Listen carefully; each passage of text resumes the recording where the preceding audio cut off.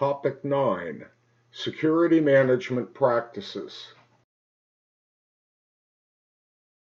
Part 1. Introduction to Security Practices.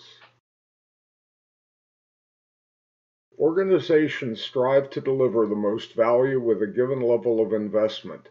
This is called the value proposition.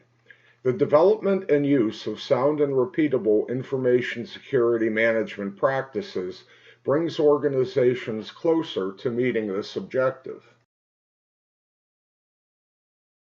Organizations usually generate a security blueprint by drawing from established security models and frameworks.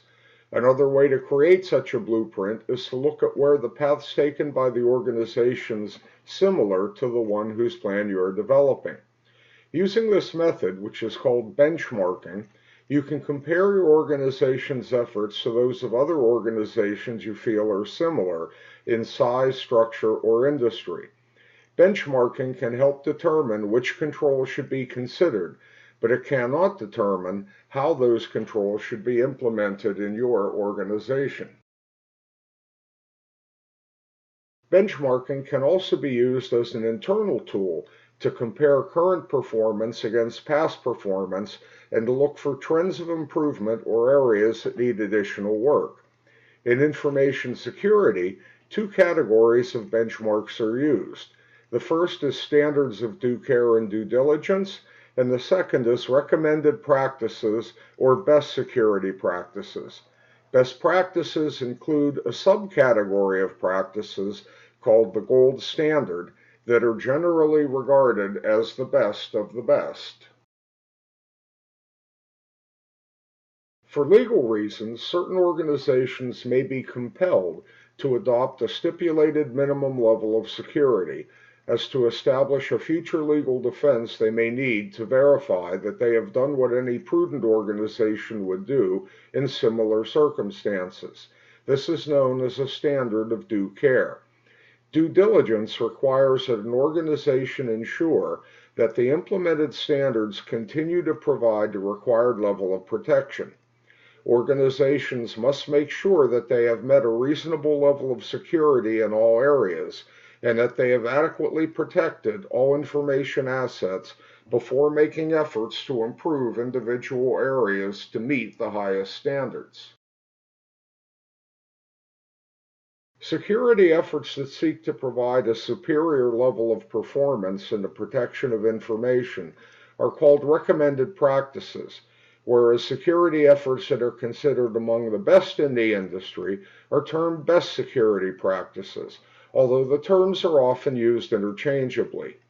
BSPs balance the need for information access with the need for adequate protection while demonstrating fiscal responsibility. Companies with best practices may not be the best in every area.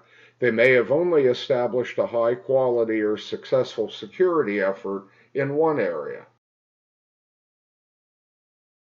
Industries that are regulated by laws and standards and are subject to government or industry oversight are required to meet the regulatory or industry guidelines in their security practices. For other organizations, government and industry guidelines can serve as excellent sources of information about what is required to control information security leaks. When choosing from among recommended practices for your organization, consider the following. Does your organization resemble the identified target organization of the recommended practice? Are you in a similar industry as the target? Do you face similar challenges as the target? Is your organizational structure similar to the target? Are the resources you can expend similar to those called for by the recommended practice? And are you in a similar threat environment as the one assumed by the recommended practice? The biggest barrier to benchmarking in information security is that many organizations don't share results. A successful attack is viewed as an organizational failure and is kept secret if possible. An increasing number of security administrators are joining professional associations and societies like ISSA and ISACA and sharing their stories and lessons learned. An alternative to this direct dialogue is the publication of lessons learned in security journals.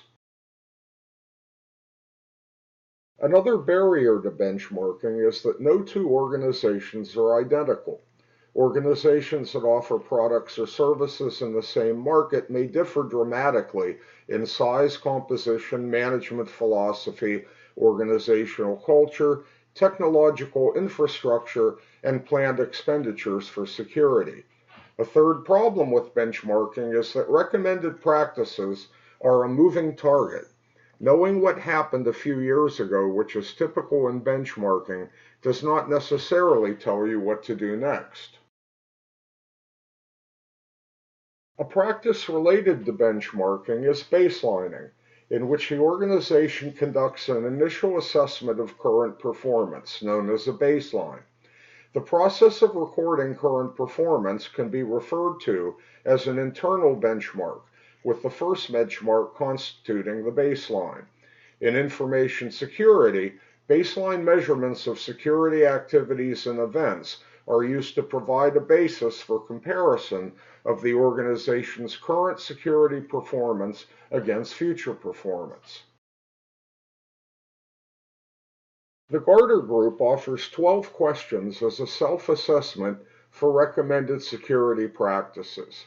Under People, do you perform background checks on all employees with access to sensitive data or access points?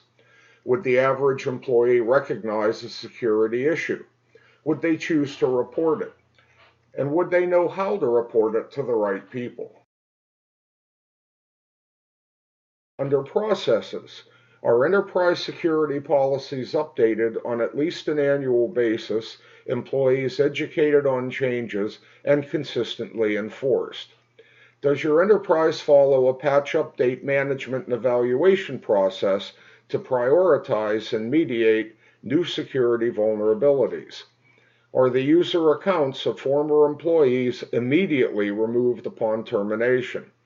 Are security group representatives involved in all stages of the project lifecycle for new projects?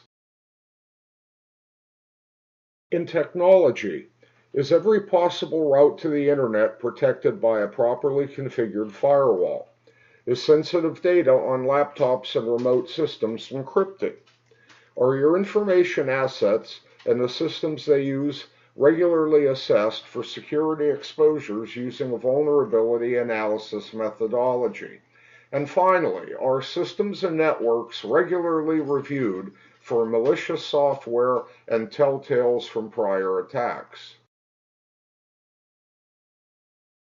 Recommended practices for PCI DSS include, first of all, building and maintaining a secure network and systems.